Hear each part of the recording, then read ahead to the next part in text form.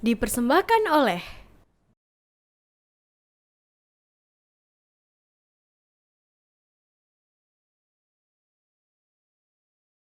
Bismillahirrahmanirrahim. Assalamualaikum warahmatullahi wabarakatuh.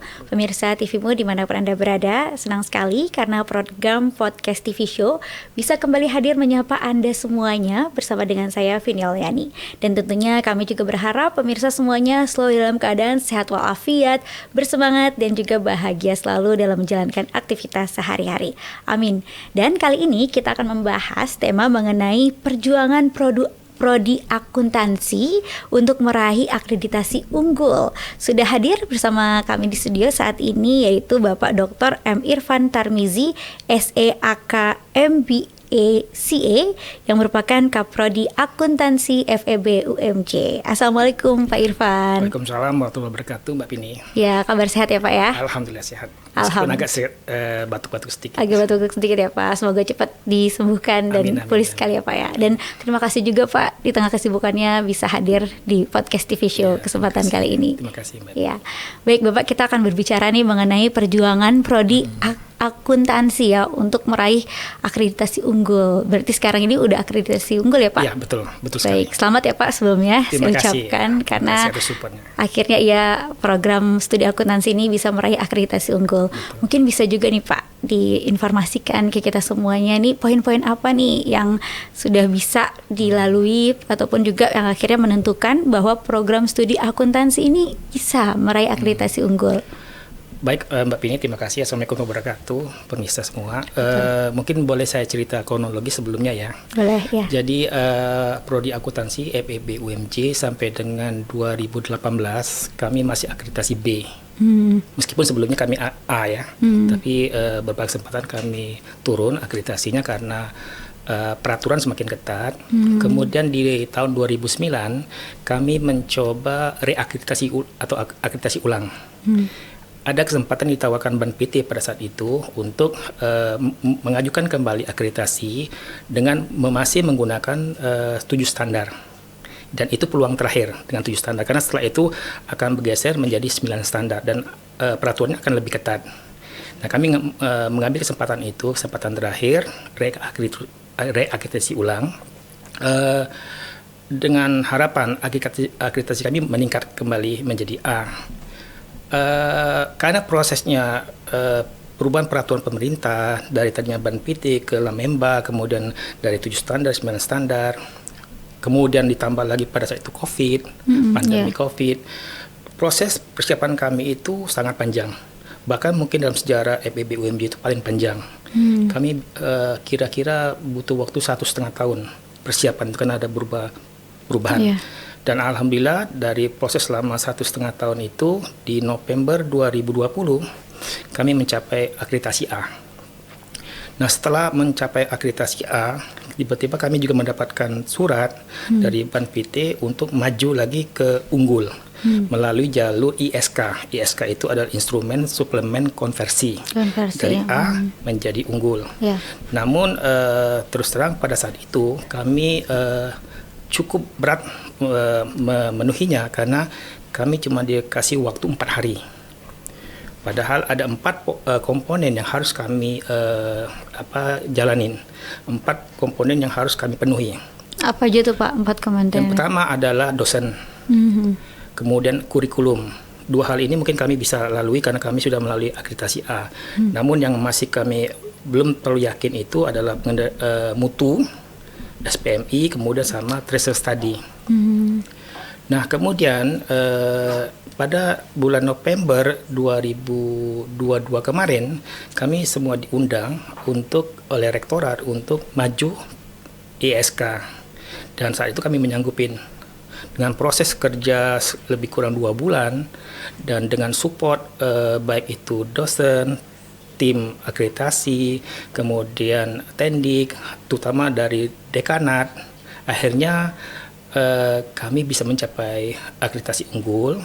Itu kemarin itu pengumumannya kalau nggak salah di bulan Mei 2023. Nah, akreditasi unggul ini sebenarnya tidak memperpanjang umur akreditasi, tetap batas akhirnya adalah di November 2025.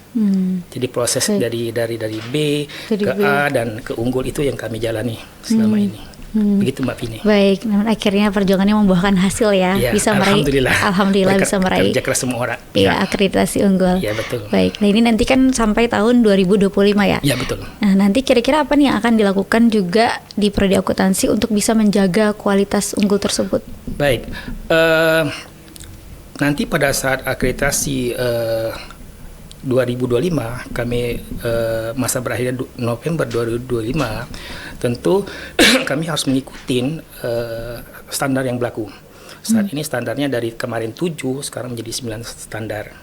Nah itu tentu lebih berat lagi, dan beberapa indikator itu kalau nggak salah sekitar 17 indikator harus bernuansa internasional. Nah makanya dari sekarang kami pengelola program studi itu mengarahkan beberapa kegiatan harus berbau internasional. Seperti itu. Iya ya. Nah berbau internasional.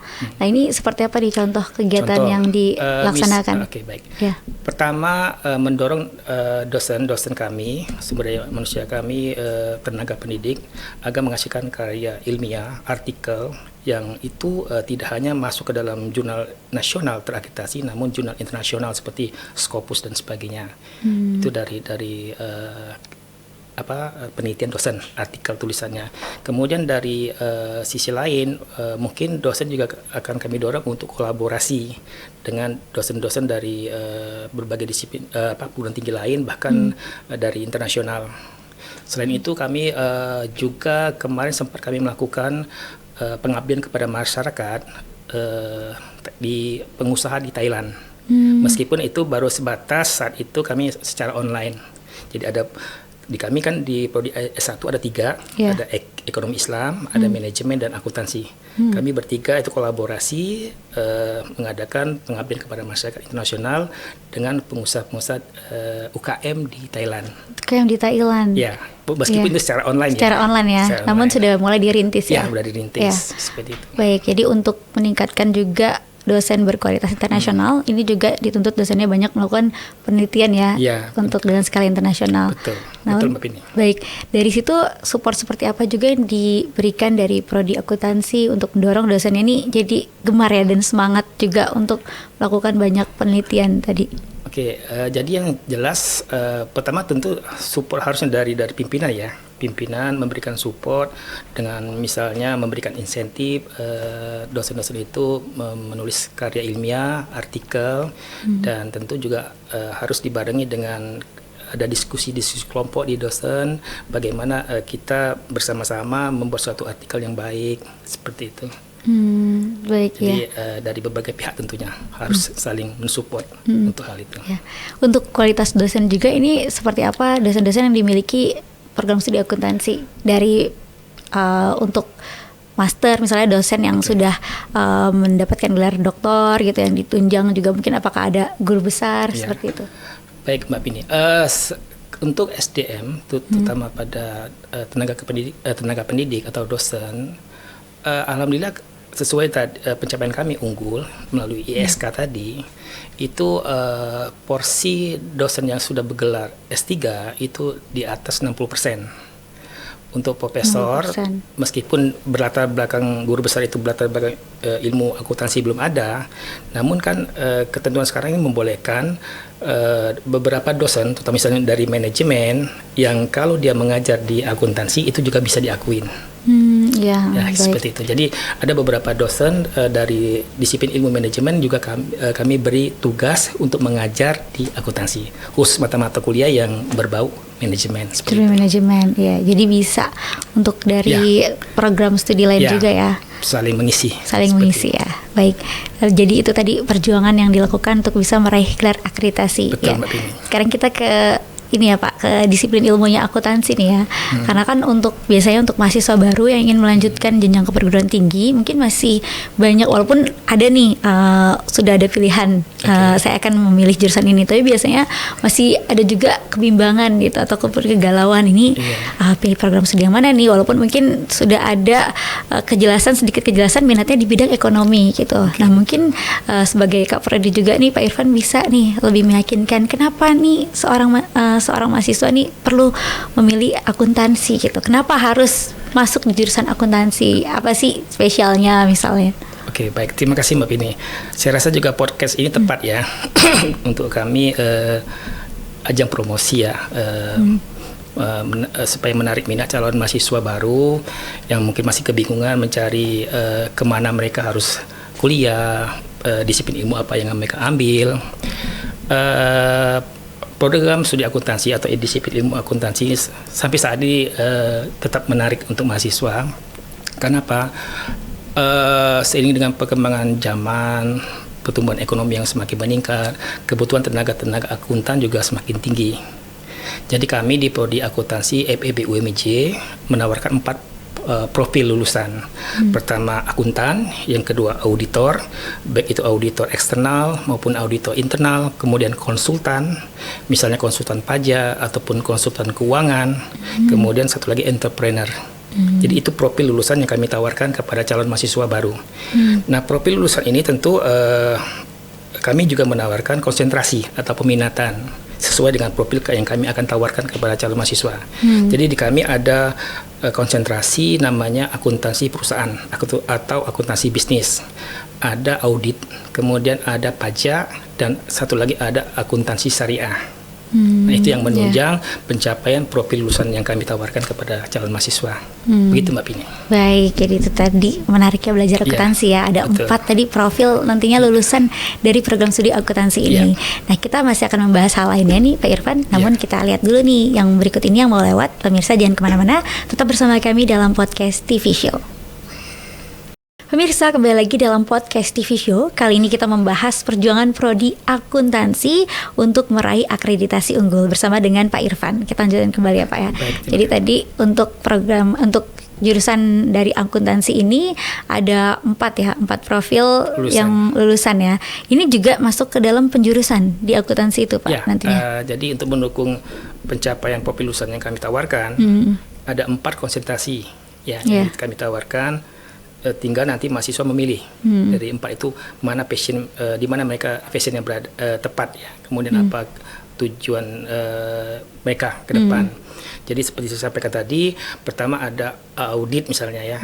Itu berarti nantinya mereka akan menjadi auditor, baik itu auditor eksternal maupun auditor internal.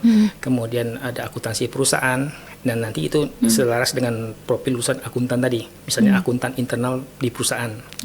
Kemudian ada pajak. Nanti mereka bisa menjadi konsultan pajak ataupun pegawai staf pajak di suatu perusahaan. Dan terakhir akuntansi syariah. Sesuai dengan induk kita kan, kita berada di naungan sebuah perguruan tinggi Islam, PTMA. Ya tentu kita harus mengedepankan akuntansi syariah. Dan itu harapannya nanti lulusan-lulusan yang berkecimpung di akuntansi syariah nanti juga bekerja mengabdi di institusi syariah seperti itu. Baik. Ini nanti mahasiswa bisa memilihnya itu di semester berapa Pak untuk penjurusan ini? Mahasiswa bisa mulai milih itu sejak semester 6. Jadi setiap konsentrasi itu ada 15 SKS. 3 mata kuliah atau 9 SKS itu ada di semester 6, dan 2 mata kuliah atau 6 SKS ada di semester 7. Dan nanti tentu di ujungnya adalah skripsi, dan skripsinya harus sesuai dengan konsentrasi yang mereka pilih. Seperti itu. Gitu, baik. Betul. Untuk sistem belajarnya seperti apa Pak? Ini sekarang kan sudah mulai kembali normal ya. Berarti sudah offline semua atau masih ada campur antara offline dan online seperti itu? Secara umum kami offline sudah mulai offline. Tapi kalau ketika misalnya ada dosen berhalangan ke kampus ataupun ada tugas di luar keluar kota misalnya, cuma bisa melakukan tatap muka secara online, ya tentu kami sediakan fasilitas untuk itu melalui namanya Adlink ya. Di situ bisa Zoom ya, atau Google Meet dan sebagainya. Baik, untuk ini skema pembelajaran juga bagaimana? Apakah ada juga nanti terjun ke lapangan, seperti misalnya terjun ke perusahaan-perusahaan nanti untuk seperti apa sih kerjanya seorang akuntan publik seperti itu? Ya tentu pasti ada. Jadi di kami ada mata kuliah namanya magang, 3 SKS, dan tentu harapannya magang mereka sesuai dengan konsentrasi yang mereka pilih. Ketika mereka mengambil konsentrasi audit, ya tentu mereka harusnya magang di kantor akuntan. Karena kami kan menyiapkan tenaga profesional akuntansi di bidang masing-masing. Yang ambil pajak, ya harapannya mereka magang misalnya di kantor pelayanan pajak ataupun di konsultan pajak. Begitu juga misalnya akuntansi syariah, tentu mereka harusnya bisa mengabdi magang di institusi syariah, perbankan syariah dan sebagainya. Kalau mereka ngambil akuntansi perusahaan, ya harapan kami mereka magang di perusahaan. Jadi bagaimana tugas akuntan manajemen di suatu perusahaan seperti itu. Baik ya. Adakah ilmu-ilmu dasarnya yang harus dikuasai misalnya oleh calon mahasiswa akuntansi, ilmu hitung-hitungan, apakah harus jago ilmu hitung-hitungan gitu? Terus apakah ada rumus-rumus tertentu nih Pak nantinya untuk dalam akuntansi gitu? Jadi sebagai gambaran nih susah nggak sih belajar akuntansi gitu? Sebenarnya nggak susah-susah amat ya, tergantung kitanya ya, kemauan keras kita untuk meraih impian ya. Jadi akuntansi ya bukan misal hitung-hitungannya nggak seperti misalnya mahasiswa di MIPA Matematika atau Fakultas Ilmu Pendidikan Matematika, nggak seperti itu. Yang secara umum di akuntansi itu bagaimana kita menyusun laporan keuangan. Itu secara umum ya. Secara umum orang memahami akuntansi adalah kita menyusun laporan keuangan suatu perusahaan. Tapi sebenarnya banyak hal yang bisa diraih atau bisa kita lakukan dengan akuntansi. Tidak hanya akuntansi itu cerminnya hanya perusahaan, enggak. Bisa akuntansi pemerintahan, bisa bahkan misalnya akuntansi masjid, bahkan yang paling kecil sekali di masyarakat itu misalnya akuntansi rumah tangga. Jadi semua sendi-sendi kehidupan kita tuh sebenarnya melekat di situ akuntansi. Baik, sebenarnya apa sih Pak untuk fungsinya dengan kita menerapkan tadi ilmu-ilmu akuntansi dalam menyusun satu laporan keuangan gitu kan? Karena kan mungkin bisa jadi ada orang berpikiran sekedar menyusun laporan keuangan nih tanpa perlu belajar ilmu secara formalnya, sepertinya sih juga bisa gitu. Jadi yang membedakan apa nih? Apakah ada seperti misalnya kode-kode etik tertentu agar jangan sampai laporan keuangan itu tuh dimanipulasi gitu? Betul. Bagaimana? Betul sekali Mbak Vini. Ya. Jadi tetap orang itu perlu belajar ilmunya ya, ilmu akuntansinya, karena sebenarnya ini kan bentuk pertanggungjawaban kita. Ya, bentuk pertanggungjawaban kita tergantung nanti perspektif kita seperti apa. Kalau misalnya, mohon maaf, kalau misalnya perspektif barat, ya tentu pertanggungjawaban kita kalau kita kerja di perusahaan hanya bagaimana kita bertanggung jawab kepada pemilik perusahaan. Bagaimana kita menyusun laporan keuangan sebaik-baiknya sesuai dengan keinginan misalnya pemilik perusahaan. Tapi kalau kita sebagai umat Islam tentu pertanggung jawab kita menjadi lebih luas, lebih tinggi. Kita harus mendapatkan inginnya dapat ridho Allah Subhanahu wa taala. Jadi kita harus benar-benar menyusun laporan keuangan itu sebaik-baiknya dan sejujur-jujurnya. Nah, tentu nggak bisa asal aja kan. Nah, ada pedoman-pedoman yang harus kita ikutin. Termasuk misalnya tadi kalau kita bicara menyusun laporan keuangan suatu perusahaan, kita lihat dulu perusahaan ini skalanya seperti apa. Apa sudah go internasional atau UKM atau UMKM. Nah, itu semua punya pedoman sendiri. Jadi di dunia akuntansi itu ada namanya pedoman kami itu namanya standar akuntansi keuangan. Jadi ada standar akuntansi keuangan IPRS, ada standar akuntansi keuangan untuk etap, ada standar akuntansi keuangan untuk UMKM. Bahkan di industri misalnya perbankan syariah, kita juga punya SAK sendiri, SAK syariah misalnya. Syariah. Jadi semua apa yang membedakan tuh Pak? Ya, SAK syariah misalnya sama yang akuntansi biasa umum non syariah. Ya tentu dari jumlah laporan keuangan juga berbeda. Secara umum kalau akuntansi pada umumnya itu 5 laporan keuangan, kali akuntansi SAK syariah lebih banyak Karena tadi pertanggungjawaban kita itu tidak hanya kepada manusia. Jadi Iya, tentu betul. butuh lebih banyak bentuk-bentuk pertanggungjawabannya seperti itu. Itu yang saya pahami dari akuntansi syariah. Baik, jadi tetap harus ada itu tadi pertanggungjawaban yang lebih kita pegang ya pada Allah Subhanahu wa taala, dan juga perlu ilmu-ilmunya ya, ilmu pastinya itu tadi yang secara formal dipelajari. Betul. Misalnya contoh sederhana seperti ini. Misalnya kan kalau pengurus masjid misalnya, kalau kita tahu masjid itu kan selalu tiap akhir Jumatan memberikan laporan kan, uang kas masuk, kas keluar. Tapi sebenarnya kan masjid itu sendiri kan punya aset. Tapi aset itu kan nggak pernah dilaporkan berapa ininya. Nah itu bagaimana? Makanya perlu buat akuntansi masjid. Bagaimana, apa kriterianya? Agar tercatat dan tercatat jelas ya, dengan Pak, jelas, dan itu akan menjadi pertanggungjawaban takmir masjid kepada umat, kepada jamaah masjid tersebut. Baik, berarti nanti ada juga pola-pola tertentu, misalkan untuk tadi akuntansi perusahaan berskala kecil, menengah, dan besar, itu beda lagi ya Pak penerapannya ya? Beda. Untuk arus kas masuknya, arus kas keluarnya. Misalnya kalau untuk industri UMKM ya, dia kan skala kecil ya. Jumlah laporan keuangan nggak sebanyak perusahaan yang sudah go public. Kalau go public dia ada 5 jenis laporan keuangan. Kalau UMKM hanya 3 jenis laporan keuangan yang dibutuhkan. Baik. Karena kan mereka hanya simple ya, simple, dan informasi juga nggak terlalu banyak diberikan atau dikeluarkan seperti itu. Kalau untuk yang lebih besar lagi, ya, ada berapa Pak? Bisa lebih banyak lagi? Ada 5. Ada 5. Secara umum ada 5. Seperti itu.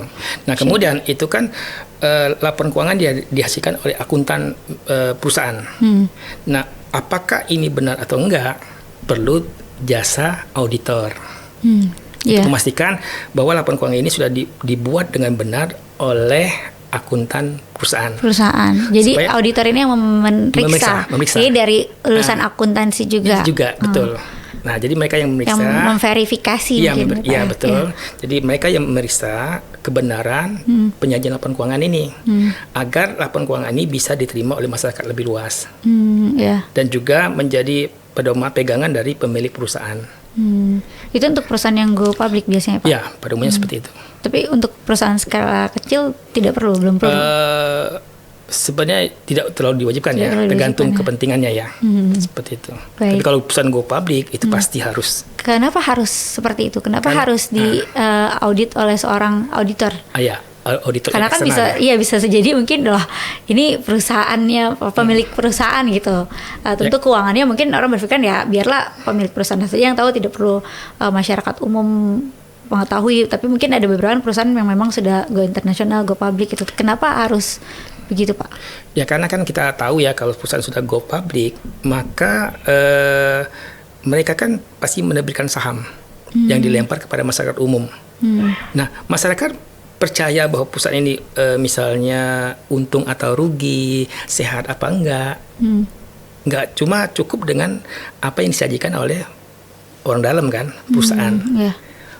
Ada pihak independen dalam hal ini, yaitu auditor tadi, kantor akuntan publik yang ditunjuk atau yang terdaftar di OJK misalnya, atau yang terdaftar di Bursa Efek Indonesia.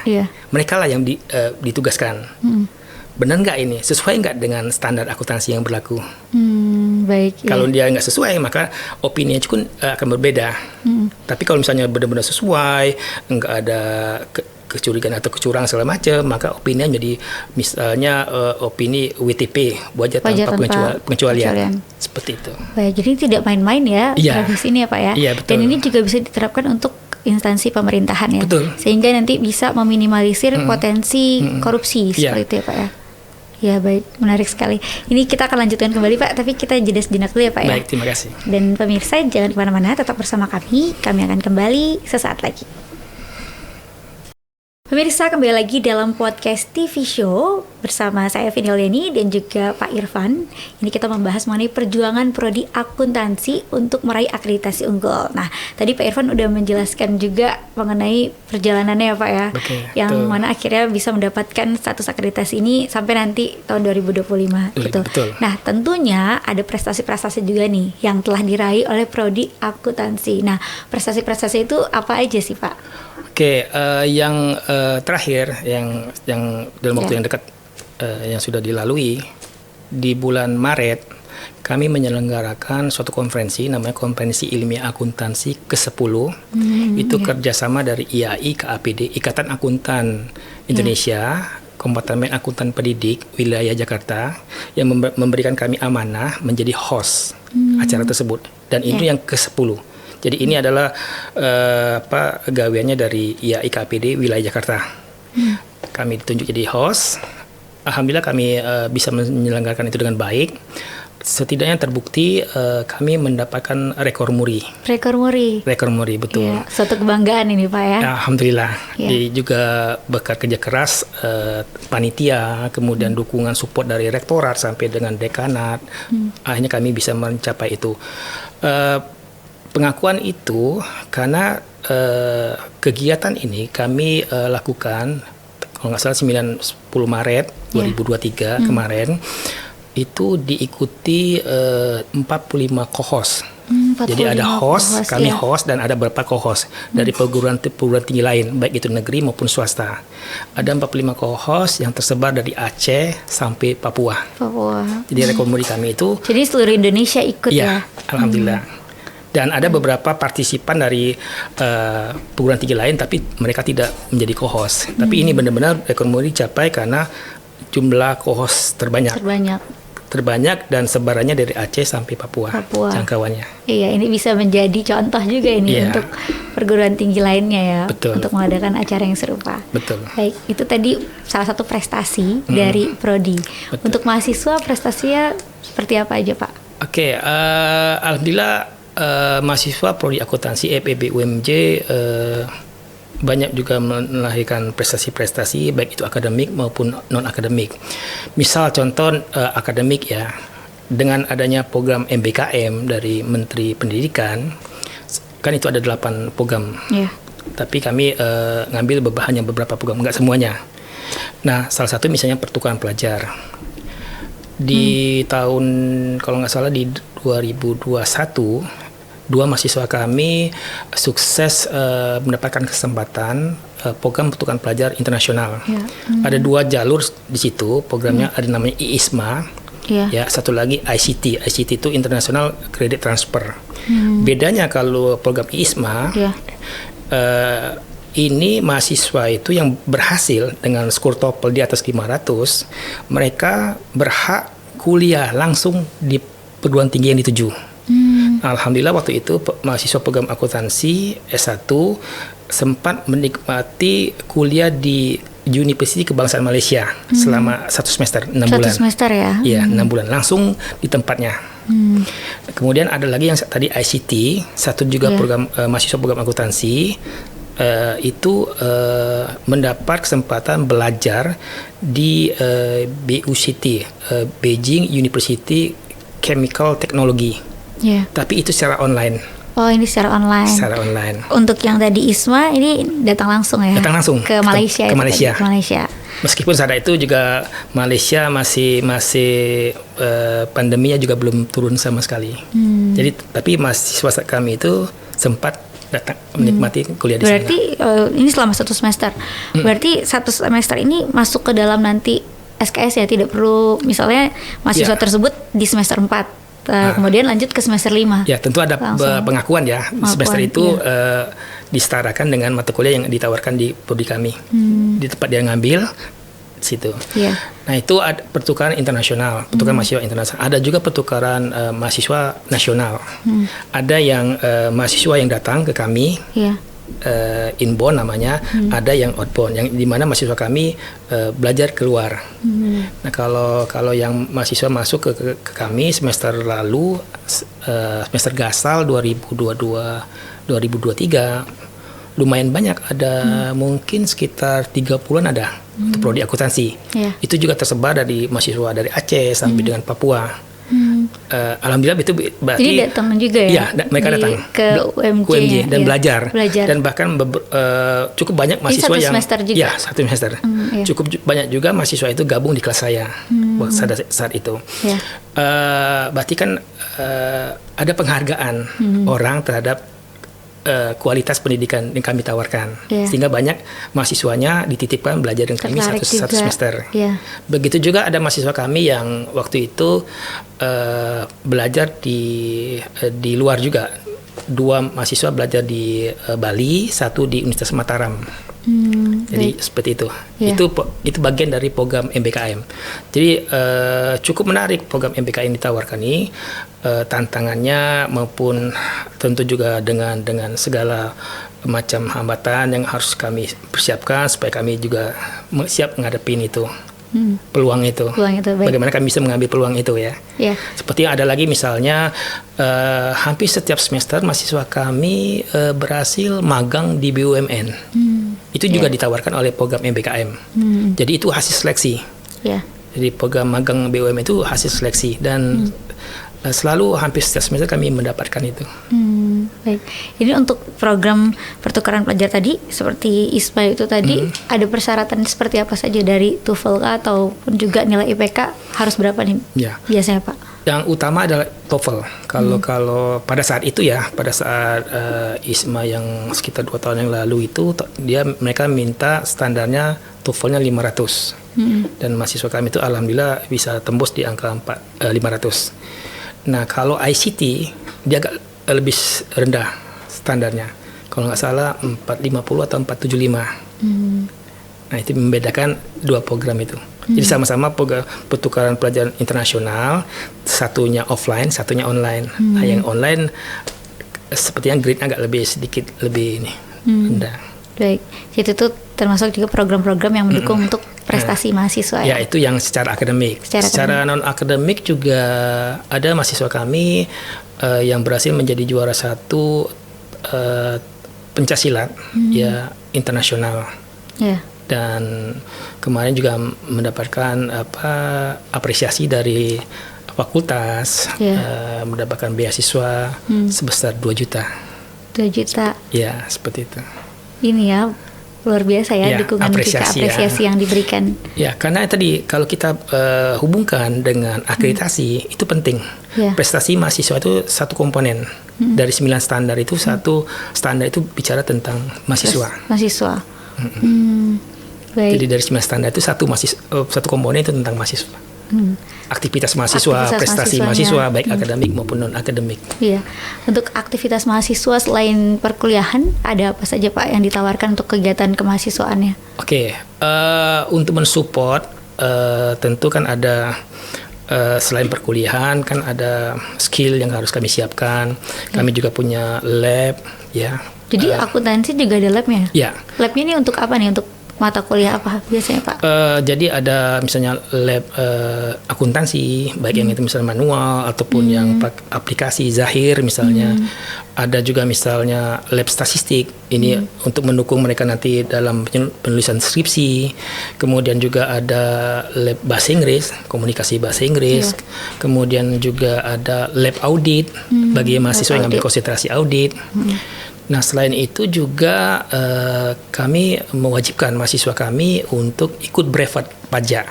Jadi ada brevet pajak juga. Ya, dan di kami menawarkan brevet pajak A dan B. Ini untuk mahasiswa yang masih belajar atau sudah lulus ingin mengambil lagi konsentrasi khusus atau bagaimana? Masih belajar. Masih belajar. Di semester berapa biasanya?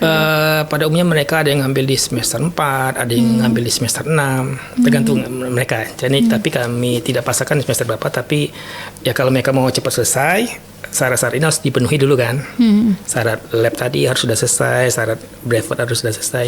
Dan alhamdulillah banyak terbukti dengan mahasiswa itu juga menguasai pajak dengan baik, akan berguna bagi saat mereka bekerja karena menguasai ilmu pajaknya. Ilmu perpajakan itu tadi ya. Nah, jadi ilmu pajaknya nggak cukup dengan mata kuliah di kelas, tapi tambahannya adalah brevet pajak itu. Dan itu lebih kepada praktiknya. Praktik-praktik kasus-kasus perpajakan dibahas di situ. Penyimpangan-penyimpangan juga yang perlu dihindari agar mahasiswa tidak tergelincir nantinya. Betul. Baik, untuk kerjasama apa saja Pak yang dijalin kerjasama dari prodi akuntansi ini baik dengan pihak swasta ataupun juga pemerintah? Untuk kerjasama Kalau untuk kerjasama misalnya skalanya, misalnya hubungan internasional itu di tingkat universitas, ya. Tapi kalau untuk kami di Prodi, misalnya seperti tadi, kami bergabung di satu naungan asosiasi misalnya. Ikatan Akuntan Indonesia Kompartemen Akuntan Pendidik, dan kami tadi berhasil menjadi host KIA itu karena kami bagian dari anggota itu. Nah selain itu kebetulan juga saya diamanahkan dan dipercaya oleh teman-teman di Perguruan Tinggi Muhammadiyah dan Aisyah, seluruh anggotanya, di mana adalah program studi akuntansi se-Indonesia, Muhammadiyah PTM Masuk Indonesia. Saya diamanahkan sebagai ketua asosiasi. Ketua Asosiasi Program Studi Akuntansi Perguruan Tinggi Muhammadiyah dan Aisyah. Nah di situ kami ya tentu sharing pengalaman, sharing pengetahuan untuk mendukung peningkatan kualitas pendidikan akuntansi yang kami tawarkan kepada mahasiswa. Baik, jadi seperti itu kerjasama untuk belum lagi juga kerjasama dengan dunia usaha ya, DUDI istilahnya, dunia usaha, dunia industri. Kami misalnya kerjasama dengan kantor akuntan, ya, untuk nanti di mana mahasiswa kami kalau magang nggak susah lagi kan, ada tempatnya. Udah tahu nih jalan-jalannya untuk bisa disalurkan ya Pak ya. Iya betul. Dan beberapa dosen kami, rekan dosen kami juga berkecimpung juga di kantor akuntan. Jadi banyak juga yang buka jasa konsultan akuntansi, kemudian kantor akuntan publik. Jadi mahasiswa juga bisa langsung ditempatkan oleh dosen-dosennya. Iya, jadi sudah cukup banyak kerjasama yang dijalin dari prodi akuntansi UMC ini dengan pihak-pihak lainnya, baik eksternal, internal maupun pihak swasta dan juga pemerintah. Iya, betul. Baik Pak Irfan, kita akan jeda sejenak terlebih dahulu. Kita lanjutkan kembali, namun kita lihat dulu nih yang mau lewat berikut ini.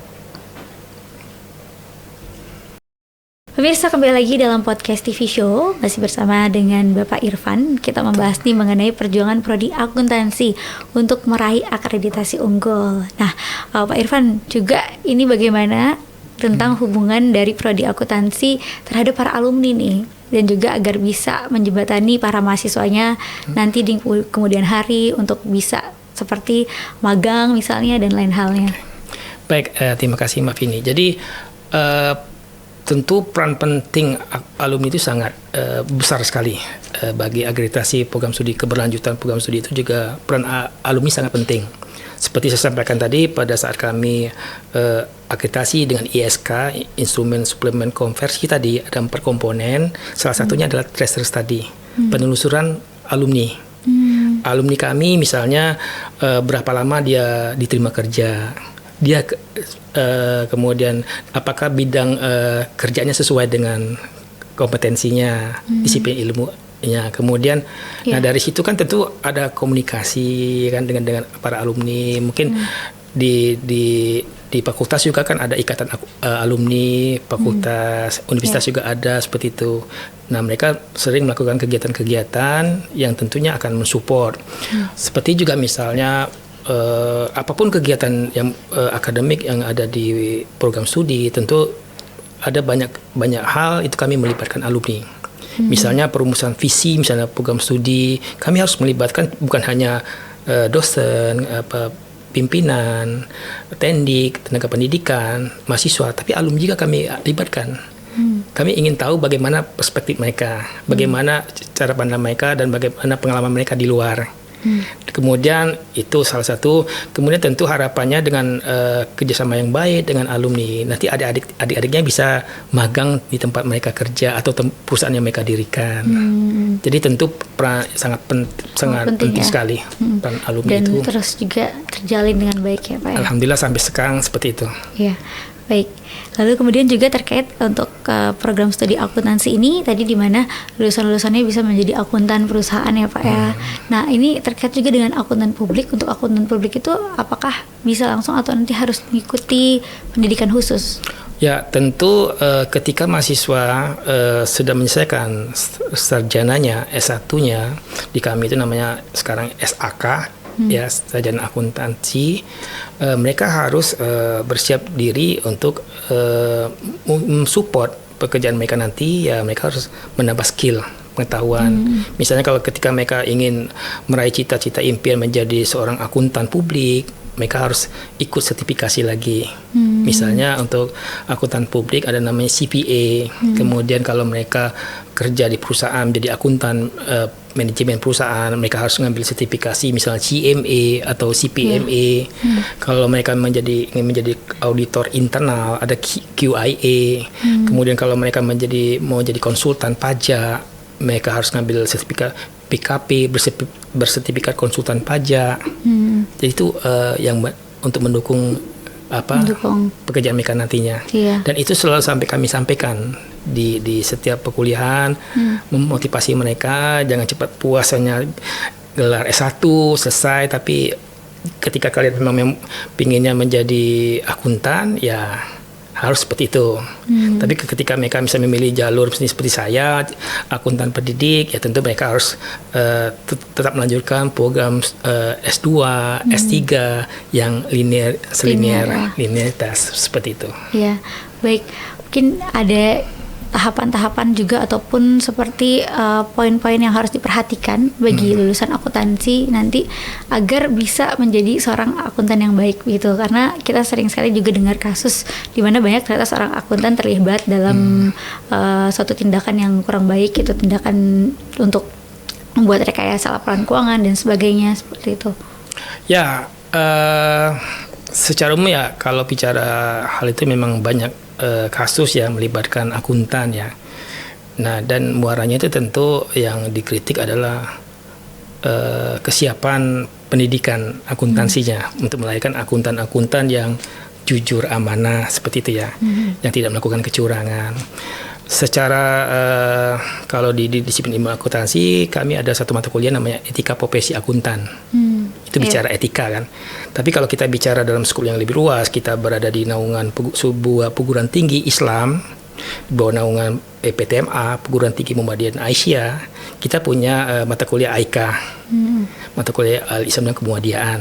Nah, itulah nilai-nilai itu yang ditanamkan di mata kuliah itu. Tapi bukan itu aja sebenarnya. Misalnya di akuntansi ada mata kuliah akuntansi Islam. Jadi bagaimana akuntansi dalam perspektif Islam. Kemudian tawaran yang kami tawarkan kepada mahasiswa, kami memberikan kesempatan mahasiswa itu misalnya dalam penelitiannya nanti skripsinya, mereka bisa membuat skripsi akuntansi yang menggunakan nuansa paradigma Islam misalnya. Bagaimana akuntansi itu dalam perspektif Islam. Apakah nanti pada tataran filosofinya, apakah nanti tatarannya metodologinya, atau pendekatannya dan sebagainya. Bahkan di ciri khas yang kami tawarkan di prodi akuntansi FEB UMJ, deskripsi mahasiswa itu wajib satu subbab di bab 4 itu bicara mengenai refleksi tauhid. Jadi kaitkan temuan-temuan penelitian mereka dengan refleksi tauhid tadi. Itu tadi poin penting ya Pak ya, untuk bisa membentengi lulusan-lulusan dari akuntansi. Betul. FEB UMJ ini bisa menjadi seorang akuntan yang baik, jujur dan amanah ya. Iya. Itu karena itu yang paling penting ya dari segi akhlaknya juga ya, sehingga terpercaya ya. Baik, Pak Irfan bisa beri juga closing statement terkait tema kita kali ini, yaitu perjuangan prodi akuntansi untuk meraih akreditasi unggul seperti apa? Silakan. Baik, Mbak Pini, menjawab pertanyaan tadi, jadi pencapaian kami saat ini akreditasi unggul itu sudah mencerminkan bahwa pencapaian tertinggi dalam peringkat akreditasi. Sekalipun tadi saya sampaikan itu melalui jalur ISK. Pada saat itu di akhir tahun bulan November 2022 kami beserta prodi-prodi lain di lingkungan UMJ itu diundang, terutama yang akreditasinya A. Ada sekitar belasan prodi yang A itu diundang untuk ngambil jalur ISK untuk menuju unggul. Nah, kebetulan kami tepat memenuhi target dari pihak rektorat atau Badan Pengendali Mutu Universitas Muhammadiyah Jakarta untuk mengupload itu di akhir bulan Desember 2022. Dan alhamdulillah kami prodi yang nomor 2 meraih unggul melalui jalur ISK, selain yang pertama adalah manajemen, dan prodi-prodi lain saat ini masih menunggu hasil daripada akreditasi unggul tersebut melalui jalur ISK. Baik. Baik, jadi ini benar-benar suatu pencapaian yang membanggakan untuk prodi akuntansi karena telah berhasil ya mendapatkan akreditasi unggul. Betul. Baik, Pak Irfan boleh memberikan pesan-pesan juga untuk pemirsa TV-mu ataupun juga ajakan bergabung nih untuk bisa menjadi keluarga besar dari prodi akuntansi. Silakan. Baik, terima kasih Mbak Pini. Alhamdulillah dengan pencapaian kami prodi akuntansi UMJ yang unggul, kami harapkan banyak calon-calon mahasiswa baru bergabung ke kami menjadi keluarga besar prodi akuntansi FEB UMJ, khususnya Universitas Muhammadiyah Jakarta pada umumnya, menjadi keluarga besar yang kita bisa sama-sama bahu-membahu membangun, terutama bagaimana kita menciptakan akuntan-akuntan yang amanah, yang jujur, yang mempunyai spiritualitas Islam yang baik. Itu harapan kami. Baik, terima kasih Pak Irfan. Sama-sama, semoga sukses selalu untuk program studi akuntansi ini bisa terus jaya ya dan terus mendapatkan akreditasi unggul. Sekali lagi terima kasih. Alhamdulillah, terima kasih Mbak Winnie. Pemirsa, demikianlah tadi pemaparan dan juga penjelasan dari Bapak Irfan sebagai Ketua Program Studi Akuntansi FEB UMJ mengenai tema kita kali ini, yaitu perjuangan prodi akuntansi untuk meraih akreditasi unggul. Mudah-mudahan apa yang disampaikan bisa mencerahkan dan juga bermanfaat untuk kita semua. Dan kini sampailah kita di penghujung acara. Saya Vini Alyani bersama dengan Pak Irfan dan juga seluruh kerabat kerja yang bertugas, kami mohon pamit undur diri. Jangan lupa untuk saksikan selalu podcast TV Show hanya di TV Muhammadiyah. Akhir kata, nasrun minal wafatun qarib wa basir mukminin. Wassalamualaikum warahmatullahi wabarakatuh. Waalaikumsalam warahmatullahi wabarakatuh.